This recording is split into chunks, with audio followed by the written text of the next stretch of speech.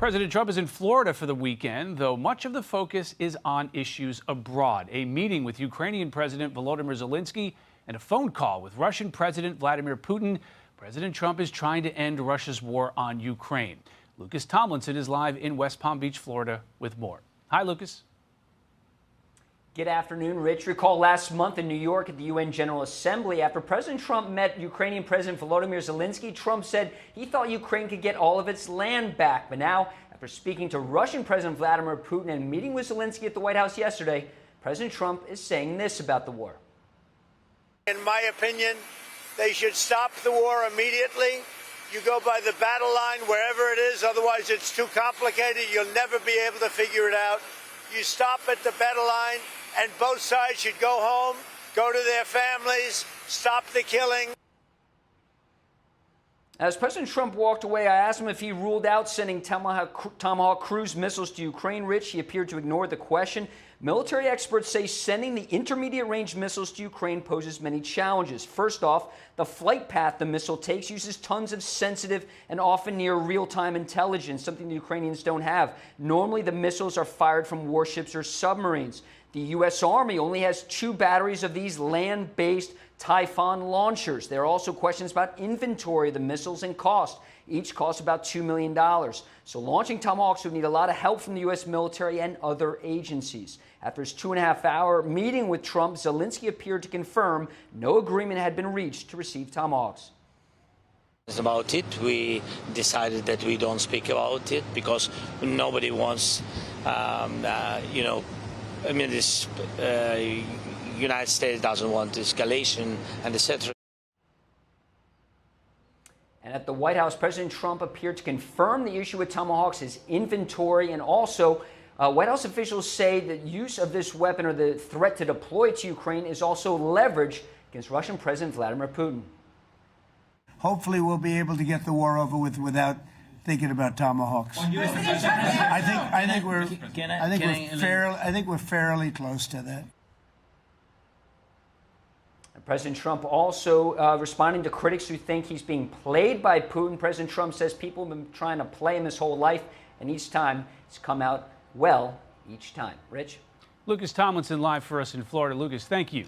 For more, let's bring in New York Congressman and House Financial Services Committee member Mike Lawler. Congressman, thank you for joining us this afternoon. We'll start right where Lucas left off. Do you think the U.S. should be sending Ukraine Tomahawks? Do you agree with the decision to hold off on that for now? Look, I think obviously we want this conflict to come to an end. Vladimir Putin and Vladimir Putin alone is responsible for this war and the toll that it has taken on both Ukrainians and Russians over the last 3 years. I think the president is working to get a ceasefire and get an agreement. I've been very clear on this. In the absence of Russia seriously negotiating towards peace, there needs to be enhanced secondary sanctions put in place, and the U.S. must continue to support Ukraine, inclusive of military weapons. And ultimately, if that requires Tomahawks, I would support it. But I think the objective here is to get this to come to an end as swiftly as possible. And we must use every tool in the arsenal, including economic sanctions, to put maximum pressure on Vladimir Putin. What do you think any type of timeline would be for economic sanctions? Is it if this next meeting that the president might be having with Vladimir Putin yields, again, no results? Is that the time for that? Look, you saw it took almost 9 months to get peace in the Middle East and get a ceasefire. These are complex issues. They require a lot of conversation, a lot of negotiation. You don't want to escalate it. However, we have to use every tool in the arsenal. And so from my vantage point, Putin has had a lot of time to come to the table and negotiate peace. If after this next meeting, he does not make significant progress towards pulling back his troops and agreeing to a ceasefire, then sanctions need to be implemented immediately. And the U.S. should escalate its military support for Ukraine. Have you seen anything thus far that indicates that Vladimir Putin actually wants to make a deal? No. He is a vile dictator and thug. I think the president is right to exhaust every opportunity to give him the ability to negotiate towards peace. But in the absence of real progress following this upcoming meeting, I think the U.S. needs to take significant steps towards applying sanctions, pressure, and increasing military support. Turning to the government shutdown now, have you seen any movement between leadership that would indicate to you that this is going to end anytime soon? No. Chuck Schumer and Hakeem Jeffries have folded in their responsibilities to govern. They have given in to the far left progressive base, kowtowing to AOC, Bernie Sanders, and Zohran Mamdani. They are petrified of a primary challenge from their left.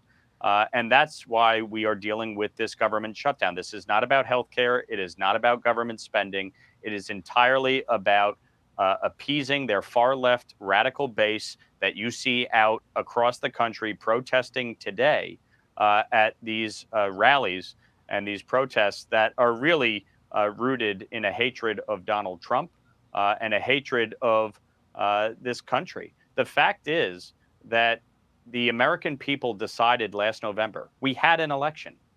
It is the democratic process, and the voters spoke. And rather than respect the will of the voters, many of these folks are engaged in every effort to tear down our institutions and undermine our election process. And so when you see pro-Hamas agitators who have been all about, free Palestine, ceasefire now, and yet when we negotiate a ceasefire, they say nothing. And when Hamas, a terrorist organization, is executing Palestinians in broad daylight, they say nothing. And when Zohran Mamdani refuses to call on Hamas to lay down its arms as part of the ceasefire agreement, they say nothing. So it speaks volumes to the core of their base and who Hakeem Jeffries and Chuck Schumer are trying to appease with this government shutdown. And finally, George Santos is now free from federal prison. The president commuted his sentence. You voted to kick him out of Congress. Do you think he should have served more time in jail? Look, I was proud to lead the effort to remove George Santos from Congress. My opinion of George Santos is pretty clear. He never should have been in Congress, and he committed crimes, both against the voters and defrauding donors, including, by the way, members of Congress. So, I disagree with the decision. Ultimately, the president has the authority. He made a decision, but my opinion of George Santos remains. He is not someone that ever should serve in public office again, let alone have a place in public society. All right. Congressman Mike Lawler, thanks for joining us. Hey, everyone. I'm Emily Campagno. Catch me and my co-hosts Harris Faulkner and Kaylee McEnany on Outnumbered every weekday at 12 p.m. Eastern, or set your DVR. Also, don't forget to subscribe to the Fox News YouTube page for daily highlights.